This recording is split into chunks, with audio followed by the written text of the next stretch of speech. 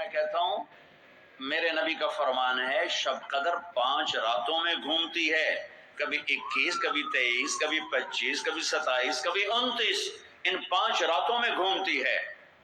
تو آپ 5 راتیں جاگ لو، آپ کو شب قدر مل گئی۔ اور شب قدر کا بیک گراؤنڈ کیا ہے؟ میرے نبی نے فرمایا بنو اسرائیل میں 4 انبیاء نے 80 سال یا 4 مجاہدین نے 80 سال اللہ کے راستے میں جہاد کیا۔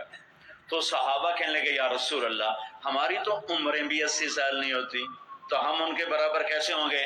تو ابھی ان کا یہ سوال باقی ہے اور مجلس باقی ہے کہ جبریل آ گئے کہ یا رسول اللہ بشارت دیں اپنی امت کو کہ اللہ کہہ رہے ہیں انا انزلناه فی لیلۃ القدر وما ادراک ما لیلۃ القدر لیلۃ القدر خیر من الف شہر۔ چلیں ہم آپ کو ایک رات دیتے ہیں، آپ کی امت کے مرد عورت جاگ لیں، 80 سال سے زیادہ اجر لکھ دیا جائے گا۔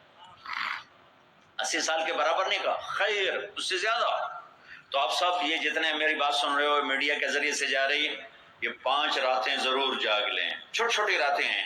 تراویح سے فارغ ہوں تو 3-4 گھنٹے کی رات باقی رہ جاتی ہے، کچھ نفل پڑھ لو، کچھ قرآن پڑھ لو، کچھ دعا مانگ لو، کچھ ذکر کر لو، اور لوگوں کو معاف کر دو۔ معاف کرنا بھی بہت بڑا عمل ہے، ورنہ عمل رک جائے گا۔ عمل میں جبریل اترتے ہیں، فرشتے اترتے ہیں، ساری دنیا میں پھیل جاتے ہیں کہ جو لوگ دعائیں کر رہے ہیں، نمازیں پڑھ رہے ہیں، ان کے ساتھ آمین کہتے ہیں۔